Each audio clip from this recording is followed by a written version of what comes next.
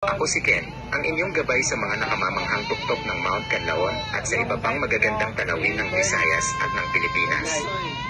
Samahan niyo ako sa isang di malilimutang paglalakbay.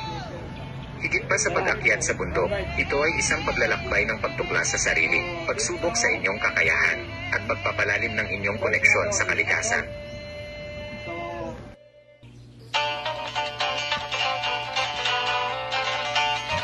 Yan si Sir Rafi at si Ma'am Rita. Nabtang ko sa pangabudlay sa trail.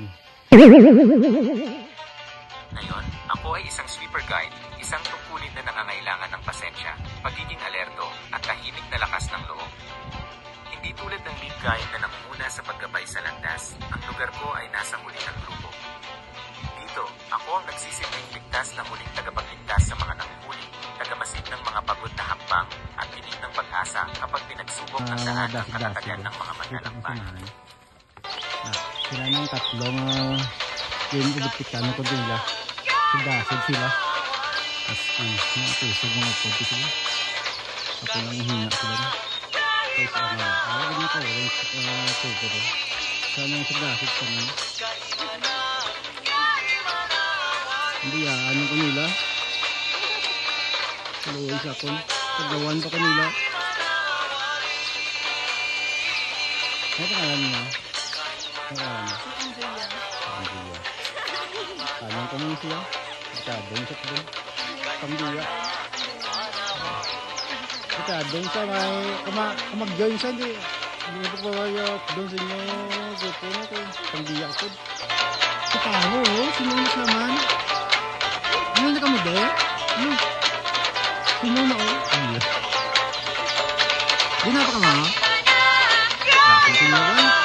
Ano sila ka niya mga pwede yung biyaan ko nila? Ano, hindi ako ng biyaan ko ko? Wala ba daw siya ka ng biyaan sa kanong? Ano sa akin? Kung hindi ka mountaineer, talagang hindi mo mauunawaan ang nararamdaman namin kapag nasa tuk na kami ng bundok. Hindi lang ito usapin ng pag-akyat, kundi ng pagbabago. Sa bawat hakbang na iniaalay namin sa tarik ng daan, sa bawat hiningang inuubo sa lamig ng hangin, may kabanlan ng katawan at kaluluwa. Pagdating sa tuk, wala ng pagod, wala ng takot. Ang natitira ay ang alab ng tagumpay, ang bulong ng kalikasan, at ang katotohanang nakita mo ang sarili mong kayang lampasan ang imposible. Hindi mo ito malalaman hanggat hindi mo nadarama ang lupa sa ilalim ng mga paa mo na parang sumisigaw, narito ako. Ako'y buhay. Ang saya talaga kapag may palabiro sa grupo, yung tipong kahit pagod na ang katawan mo sa akyatan o initan, bigla ka nalang mapapahalakhak dahil sa mga asaran o patawan niya. Sila yung nagpapagaan ng loob sa mga sandaling parang sumusuko na ang tuhod mo sa tarik ng bundok. Parehong sila entertainer at emotional support. Pag may nadapa, sila ang unang magbibiro ng ay may kiss na agad ang lupa para mapalitan ng iiyak-iyak. Sa mga gabing malamig at tila walang katapusang paghihintay sa campsite, sila ang magpapakulo ng instant noodles ng kwentuhan, hugot at mga inside jokes na magpapaalam sa samahan. Pero higit sa lahat, ang palabiro ang nagiging glue ng grupo. Sa kanyang mga biro, nabubuo ang koneksyon. Nawawala ang hiyaan, napapalitan ng tiwala. At sa huli, ang mga alaalang dala mo pababa ng bundok ay hindi tanawin, kundi ang mga tawanang naghatid ng lakas para marating mo ang bundok. Lain na ano mga brand niya ba? Tuhon ko na ano yung China? Na, puti yan. China niya, habi mo, ano gina. Nanti daw, gagadhom mo sa kunong daw. English ang next time, upod na tama. Ano sa English ang next time, upod na ta? Hindi mo matatagpuan sa syudad ang kagandahang nakababalagbag ng damdamin sa bundok. Ang ulap na nagsasayaw sa tuktok, ang mga talatbuan na walang takipang ilaw lungsod. O ang dilag ng liwayway na sumasabog sa pagitan ng mga puno. Sa lungsod, ang ganday nakabalot. Sa konkreto at inyay. Sa bundok, ito'y nakaladlad ng malaya, tulad ng mga dahong kumakain. Sa hamog o ng mga ilog na kumakanta ng awiting hindi kayang itugma ng makina ng tao.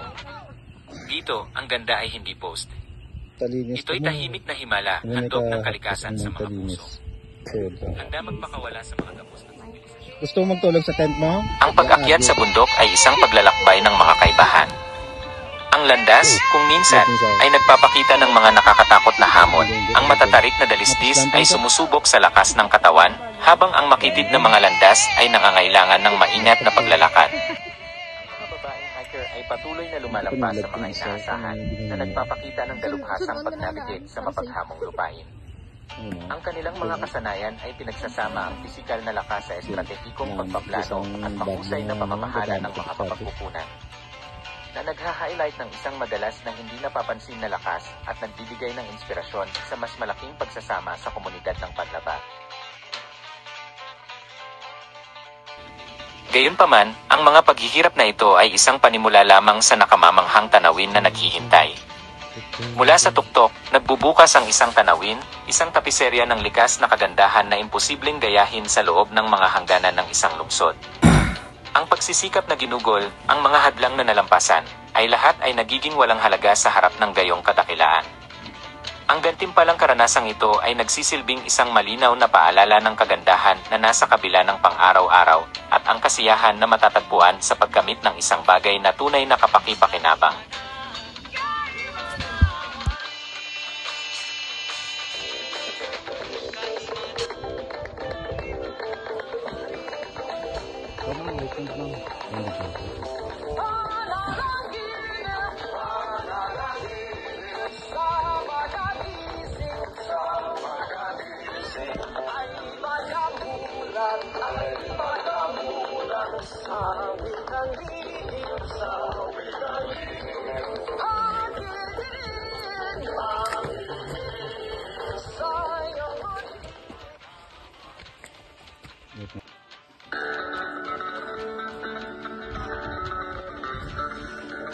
Okay.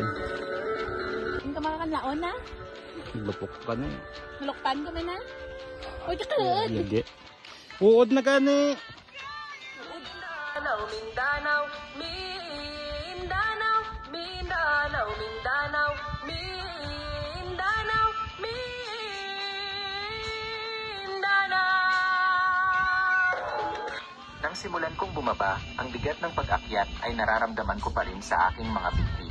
At unti-unting bumabagal ang aking lakad, bawat hakbang ay isang maingat na pagsisikap laban sa nananatili pang pagod. Ang hangin sa bundok, na dating sariwa at nakakabuhay, ay tila manipis at mabigat na ngayon sa aking baga. Sa sandaling iyon, napansin ko ang ritmikong pagtunog ng mga papalapit na yapak, patuloy na lumalakas sa aking likuran. Lumingon ako at nakita ko sila, isang masiglang ilog ng mga hiker na dumadaloy pababa sa dalisdis, isang daloy ng enerhiya na nagpapakita ng malinaw na kaibahan sa aking sariling pagod na paglalakad. Ang ilan ay gumagalaw ng may walang kahirap-hirap na biyaya, ang kanilang mga hakbang ay mahaba at malakas, isang malinaw na paalala sa mga reserbang lakas na wala ako. Ang iba ay nagtatawanan at nagkukwentuhan. Ang kanilang sigla ay isang malinaw na kaibahan sa tahimik na determinasyon na dala ko sa aking puso. Ang dami ng mga tao ay nagulat sa akin. Ang landas na tila medyo tahimik noong pag-akyat namin ay naging isang masiglang daanan.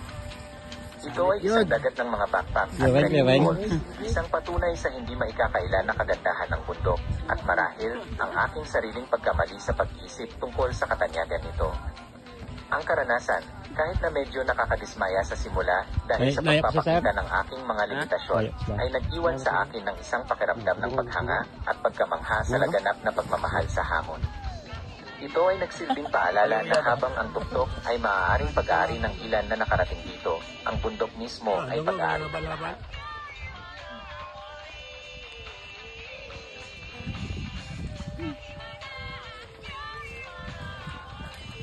Maan.